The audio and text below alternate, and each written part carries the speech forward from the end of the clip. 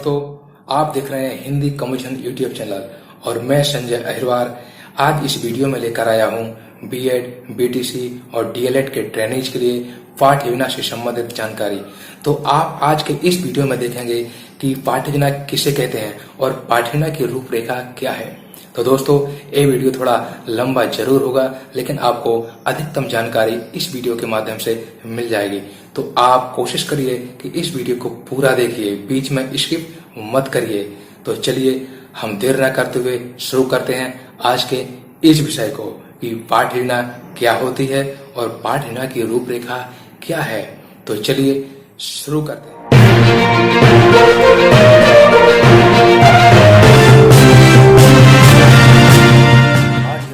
क्या होती है? तो दोस्तों, अध्यापक एक पाठ पढ़ाने के लिए उसे छोटी इकाइयों में बांट लेते हैं। एक इकाई की विषय वस्तु को एक अवधि में पढ़ाया जाता है। इस विषय वस्तु को पढ़ाने के लिए एक विस्तृत रूपरेखा तैयार की जाती है, जिसे पाठ्य योजना कहा जाता है। पाठ्य योजना की रूपरेखा, स्ट्रक्चर ऑफ लेसन प्लान। तो दोस्तों, पाठ्य योजना निर्माण हेतु शिक्षक के समक्ष निश्चित लक्ष्य रहता है तथा इसी आधार पर शिक्षक किसी कक्षा में पाठों को प्रस्तुत कर सकता है। पाठ्य योजना की रूपरेखा हर्बर्ट स्पेंसर प्रणाली के आधार पर निम्न प्रकार से तैयार की जा सकती है।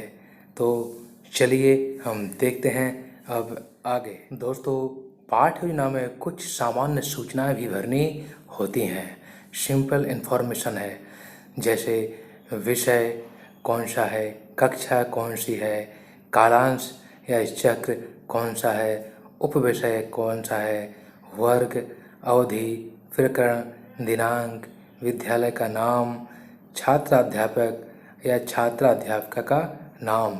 यह सामान्य सूचना होती है जो हर छात्राध्यापक या छात्राध्यापिका को लेसन प्लान में भरना होती। सामान्य उद्देश्य। तो दोस्तों, सामान्य उद्देश्य लेखन प्रथम बिंदु के आधार पर निर्धारित किया जाता है। भिन्न भिन्न भाषाओं के सामान्य उद्देश्य भिन्न भिन्न होते हैं। विशिष्ट उद्देश्य, पाठ विशेष को पढ़ाने में जिन उद्देश्यों की प्राप्ति होती है वह लिखना चाहिए।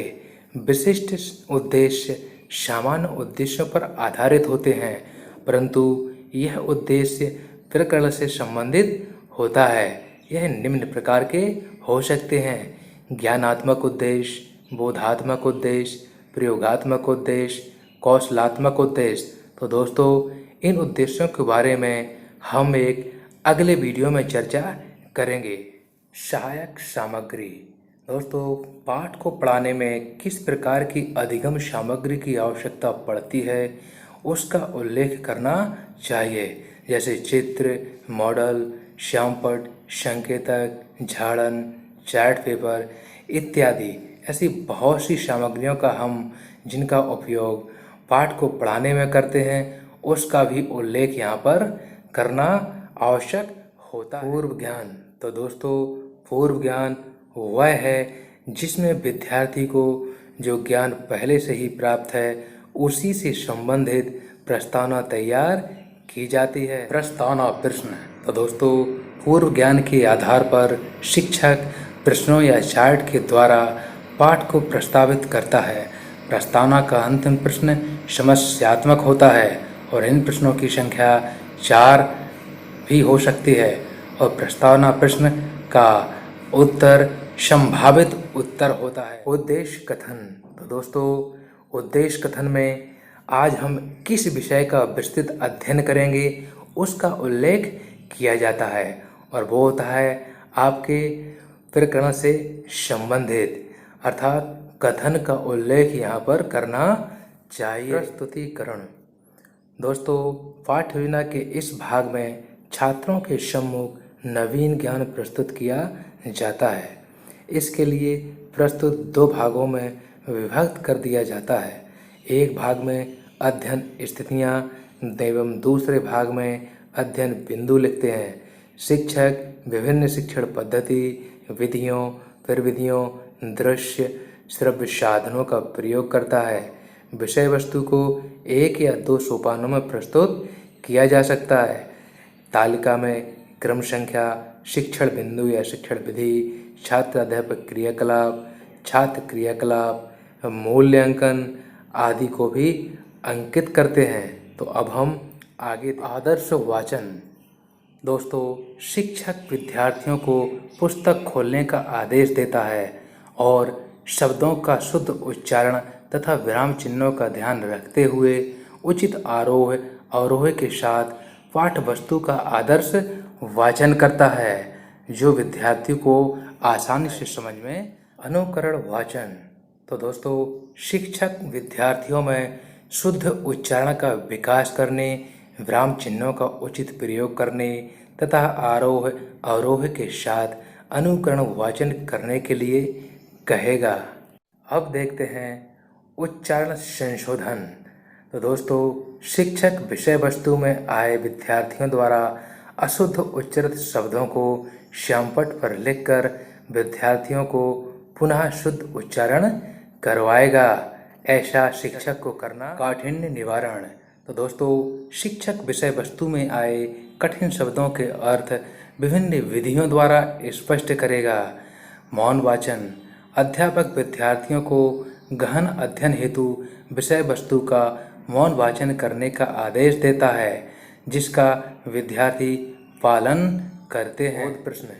तो दोस्तों, शिक्षक पढ़ाए गए पाठ में से ही प्रश्न पूछता है, जो बोध प्रश्न कहलाते हैं। जैसे बोध प्रश्न पूछने का तात्पर्य है कि जो पढ़ाया गया है वह छात्रों को समझ में आया है या नहीं। श्यामपट्ट कार्य। तो दोस्तों, शिक्षक द्वारा पढ़ाई गई विषय वस्तु में आए हुए कठिन शब्दों को श्यामपट्ट पर लिखकर उनका अर्थ बताना और विद्यार्थियों द्वारा अशुद्ध उच्चारित शब्दों को श्यामपट्ट पर लिखकर शुद्ध उच्चारण करके पुनः बताना, यह कार्य बहुत ही आवश्यक होता है। मूल्यांकन। तो दोस्तों, शिक्षक द्वारा पढ़ाए गए पाठ में से ऐसे प्रश्न पूछे जाते हैं जिससे यह ज्ञात होता है कि विद्यार्थियों ने कहाँ तक नवीन ज्ञान अर्जित किया है। इसमें भी हम प्रश्नों की संख्या 3 या 4 रख सकते हैं। गृह कार्य। तो दोस्तों, पाठ के अंत में विद्यार्थियों को पाठ से संबंधित कुछ कार्य घर के लिए देना चाहिए और इसकी जांच अगले दिन की जानी चाहिए। इससे विद्यार्थी अर्जित ज्ञान का प्रयोग करना सीखते हैं और उनमें घर पर कार्य करने की आदत भी विकसित हो। दोस्तों, आज आपने हमारे इस वीडियो के माध्यम से देखा पाठ योजना की रूपरेखा, और मुझे पूरी उम्मीद है कि आपको यह जानकारी बहुत पसंद आई होगी।